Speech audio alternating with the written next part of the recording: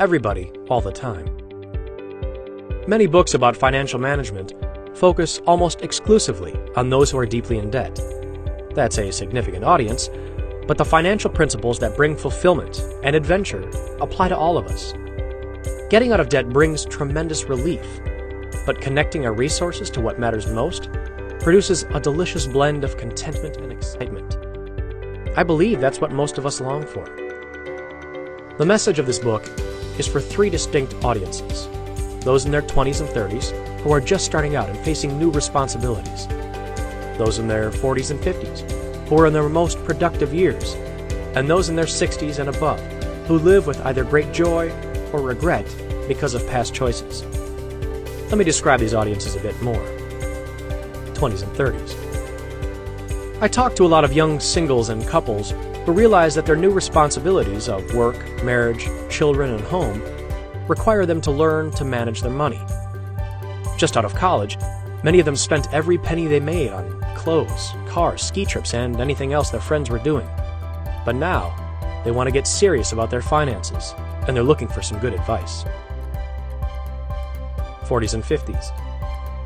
Many people in their 40s and 50s have settled into habits that are established, and maybe as hard as concrete. They found a peer group they want to run with, and they have determined that they need to spend a certain amount of money to be accepted by them.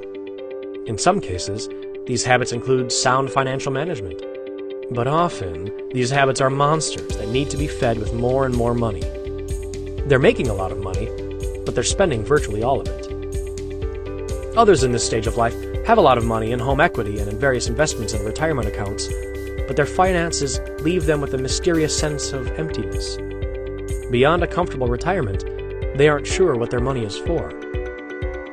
Some in this stage have only a modest amount of money in retirement accounts, but not nearly enough to provide the security their families need. Unless things change, they know they'll need to work until the day they die. Over 60. Older people who come to my office seem to be full of either hope or despair. In most cases, their best income-producing years are over, and they look back on their decisions with either thankfulness or regret.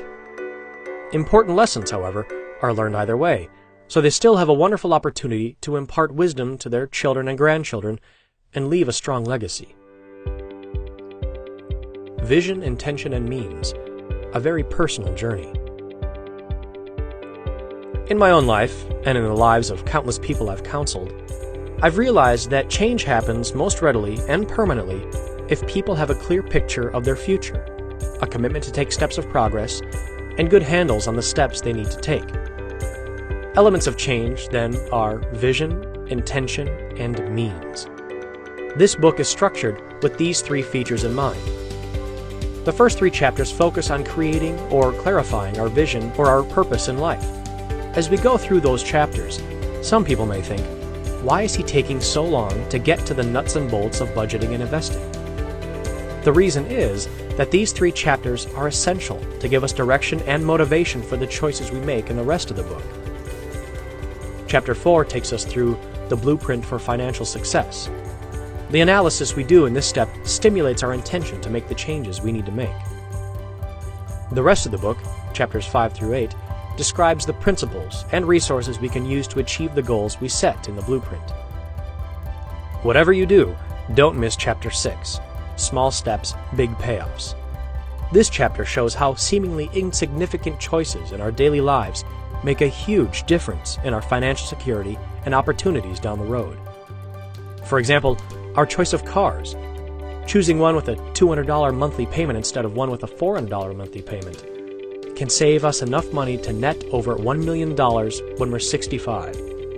Stay tuned. You don't want to miss that chapter. I make no assumptions about what your purpose in life is or should be. The self-discovery you'll experience in these pages will clarify your life's purpose so you can connect everything you have and everything you do to what matters most to you. As I explained the content of this book to a friend of mine, he gave a half smile and shook his head. He told me, "Yeah, but most of the financial planning books that are written by Christians have the subtle or not so subtle intention of getting people to donate their money to the church's building fund. Is that your angle too? No, I told him, that's not even on my radar. I hope people will think, dream, and plan so they accomplish something that gives them personal fulfillment. That something certainly involves their family security, but it may also involve serving people in need through a host of organizations.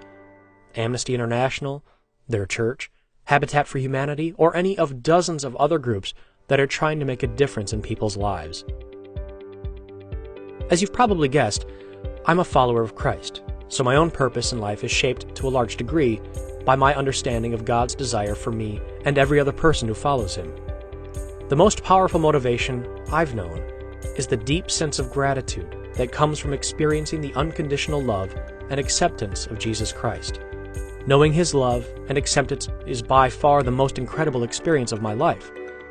But in my work as a financial planner, I meet with Hindus, Buddhists, Muslims, agnostics, atheists, Jewish people, and others from every kind of religious stripe. Most of the principles of spending, saving, investing, and giving transcend all religions. We can apply them no matter what we believe about God. My faith, though, directs me to look beyond my own needs and try to help others. My hope is that this book will give a few aha moments when a light comes on and you realize a truth or an opportunity you'd missed before. Those moments inevitably lead to choices to move in a new direction or go back to a previously beaten path.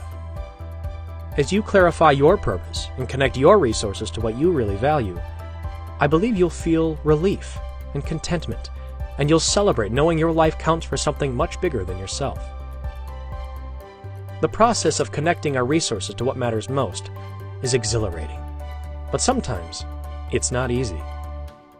In this book, I'm going to ask you to look at some aspects of your life, your heart and your money, as if you'd never seen them before. Have courage. It's worth the trouble. At the end of this introduction and each chapter, you'll find some exercises and reflection questions. When I read books, I get far more out of them if I take a little more time to wrestle with the issues the author presents. These exercises and questions are designed to help you gain insights about your own motivations, perceptions, and goals. I hope you enjoy working through them.